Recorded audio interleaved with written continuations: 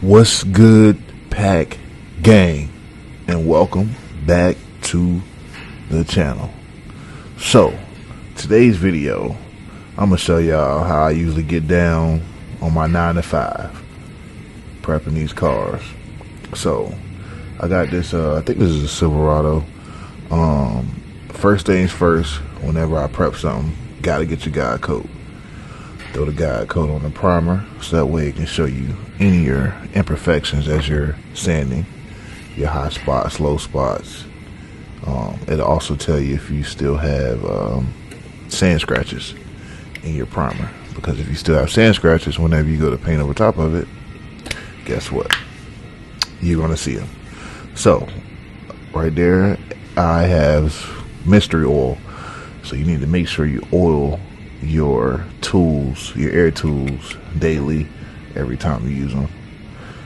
I'm not gonna lie to y'all, sometimes I don't do it or I forget, but I usually try to make sure I oil my equipment every time I use it. So this panel's already been blocked.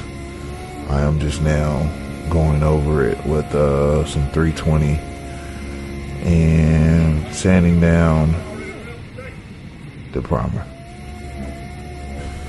So as I stated before, this panel has already been blocked by the body man. I'm just going back over it with the 320 and making sure all the sand scratches are gone.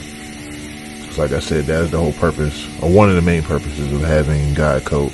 I'm also trying to make sure that I stay away from the body lines. Now you can sand them, but what I mean by stay away from them is some people will just go to town with a DA and all that blocking that was done to make sure the panel was flat and the body lines are where they need to be. You can take the DA and literally sand all those off. So then you would have to do all that work all over again. So that's pretty time consuming. So, you know, I try to make sure I do it right the first time. And also, if you haven't noticed, I'm wearing my PPE gloves, because that guide coat, man, it gets in your skin and it's hard to wash your hands. So if you know a trick to get guide coat off your hands, please let me know down in the comments or send me a message, because it's annoying. That's why I say I try to wear gloves to make sure I don't have to really worry about that. I mean, I know my hands are gonna get dirty, but that type of dirty I can't deal with. Looking down at my fingernails and around the edges of my fingers be black. So I put on my gloves so it doesn't get in my fingers. And I also got on my dust mask, because if you can tell from me sanding, look at all that dust from that primer that DA is kicking up. And if I didn't have my mask on, I would be inhaling all of that, and that's not a good idea. So I think right now I am swapping out sandpaper grit. I think I might still be using 320. Yeah, gotta let the tailgate down so I can get the backside of that tailgate. I mean, get the backside of the bedside, and I let the tailgate down so I don't hit the panel with sandpaper, because we're not doing anything to that particular panel. So, you know, let the tailgate down, sand it, so I can accurately hit all the spots that needed to be hit. So yeah, awesome. Look at the focus, determination from your boy. Yes sir. So I finally got the bedside finished. Did the backside primer portion with 320, and then went back over it with some good old 600. And now the rest of the blend areas, I hit it with some 800 grit sandpaper, and then scuffed all the edges, because paint doesn't stick to anything shiny.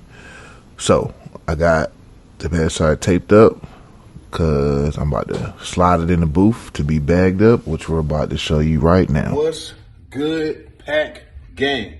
So, as you can see right now, I am in the lab, aka the paint booth. You know what I'm saying?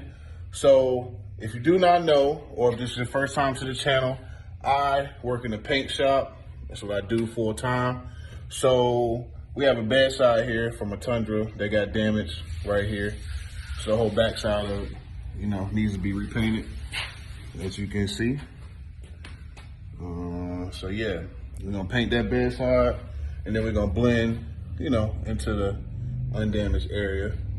So I was at work, and I was like, man, I've never really done a day in the life type of thing. So I was like, you know what? Let me record this and show the folks how I prepped what you see behind me, start to finish.